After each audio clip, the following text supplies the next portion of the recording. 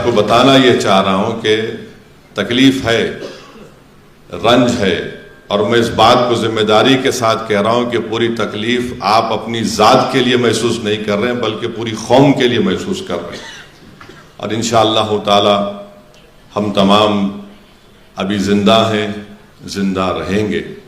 جو غدار تھے وہ مردہ ہیں اور مردار رہیں گے انشاءاللہ تعالی۔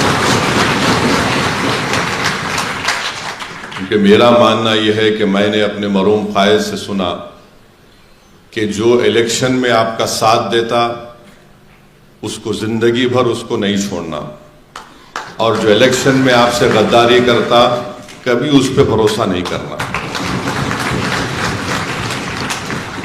اب جس کو جو دیکھیں، جس کا جتنا ظرف ہوتا ہے نا اتنا ہی کام کر سکتا ہے، یہ ظرف کے مظاہرے ہوتے ہیں۔ جس کا جتنا ظرف ہے اتنا ہی کر سکتا کام بیچارہ، اس سے زیادہ نہیں کر سکتا انہیں۔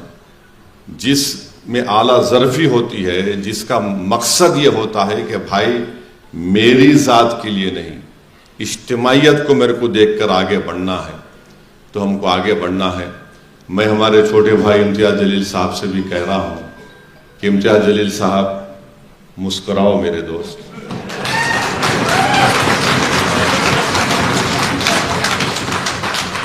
آپ جب مسکراتے ہیں تو ماشاءاللہ اچھا لگتا ہے۔ یہ آسان بات نہیں ہے کسی کے لیے کہ 5 مہینے میں 2 الیکشن لڑنا۔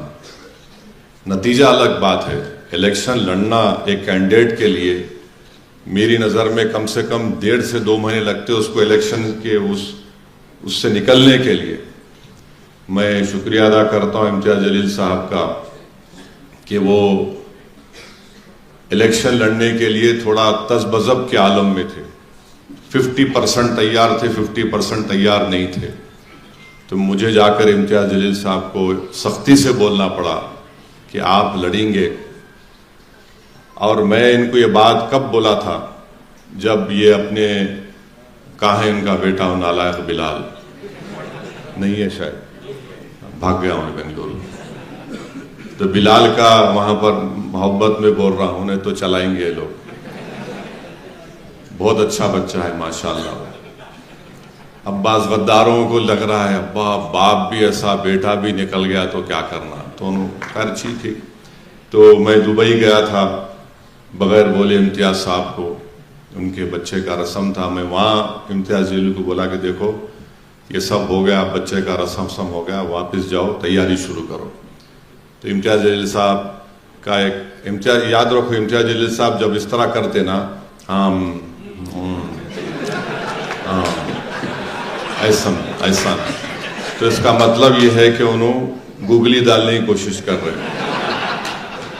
تو میں امتیاز صاحب کو بولا یہ سب میرے سے نہیں کرنا، میں روز صبح شام، صبح 9 بجے سے رات میں 11 بجے تک عام سب کچھ سنتے رہتا ہوں، میرے کو معلوم ہے، اب جاؤ تیاری کرو۔ تو امتیاز صاحب کے ایک بہن کا بچہ تھا، وہ ان کا ہاتھ پکڑ لیا روتے ہوئے، ماموں میں بھی آؤں گا، ماموں تم جانا، یاد ہوں گا امتیاز صاحب۔ تو خیر یہ آسان بات نہیں ہے کسی بھی کینڈیڈیٹ کے لیے کہ 4 مہینے میں 2 الیکشن لڑنا، مگر اس سے ایک بات معلوم ہوتی ہے، امتیاز جلیل کے کمٹمنٹ کی بات معلوم ہوتی ہے، اس سے امتیاز جلیل کی جنون کا اندازہ ہو سکتا ہے، اس سے امتیاز جلیل کی اورنگ آباد کی عوام سے کتنی محبت ہے اس کا اندازہ ہو سکتا ہے۔